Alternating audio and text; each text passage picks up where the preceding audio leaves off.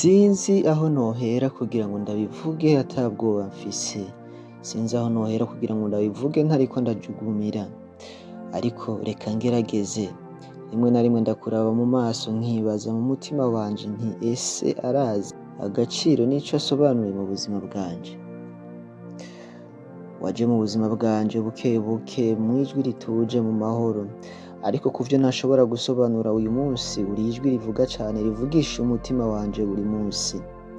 Ibi bigatuma mbaho mfise ubwoba bwo kugutakaza, ubwoba bwo gutinya ko nanje umunsi umwe nzovyuka nkasanga narabatijwe rya zina bita X, nanje nkaba nari uwurengana mu gitabo cawe c'ubuzima. Ariko ico nipfuza kuzohoraho, nipfuza ko ari jewe paje ya nyuma wogira mu rukundo. Ndabizi nanje ko mfise intege nke, ndabizi nanje ko nkora amakosa, rimwe nakubwiye nabi, ahandi nkagushavuza, ahandi nkananirwa kukwereka agaciro ufise mu buzima bwanje. Ariko ukuri nuko ata muntu n'umwe nitaho kurusha wewe, ko ata muntu n'umwe niyumvira buri munsi kurusha wewe. Iyo mvyutse mu gitondo, iyo ngiye kuryama umunsi urangiye, mba niyumvisha wewe, niyumvisha uko wiriwe n'uko umerewe. Rimwe bikananira kukuvugisha kubera ko nibwira yuko bimeze neza, ariko iki kintu naco kimbabarire ku mukunzi. Nta wundi nipfuza mu buzima bwanje, kuko biranezera kubona ukuntu unezerezwa n'umunezero wanje. Wewe niwe muntu numva nshaka buri munsi kubwira inkuru zanje, zaba nziza canke mbi, kuko dusangira vyose muri ubu buzima.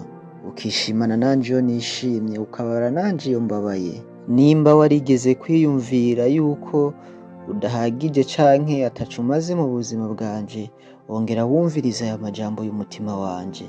Wewe uri umutima wanje wambaye umubiri w'umuntu, nta wundi nshaka, kuko kuva uje mu buzima bwanje isi yampindukiye nsha.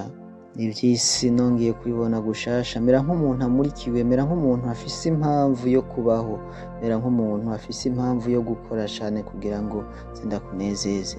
Muri make nabonye icatumye Imana indema. Nimba warigeze kurira wibwira ko ntagukunda, ndarahira naho noba ndi kure bingana gute, norondeye ayo mosozi nkajabuka inzuzi, nkaduga imisozi, nkatembera ibiyaya, vyansaba n'indege ngafata indege nkaguruka kugira ngo ndondere ayo mosozi kugira nshobore kuyahanagura. Si kubera ko ndumwe canke si kubera ko ari irungu ryatumye nkurondera, ariko birenze ivy'irungu bikarenga ivyo kuba jenyene, kuko umutima wanje wumva ko iwawe ari nko muhira iwanje. Rero sinshaka kugutakaza, kandi sinshaka gutakaza ahantu nigeze kumva ntekanye kandi hakampa umunezero. Jewe ni Juifer G, ndagukunda.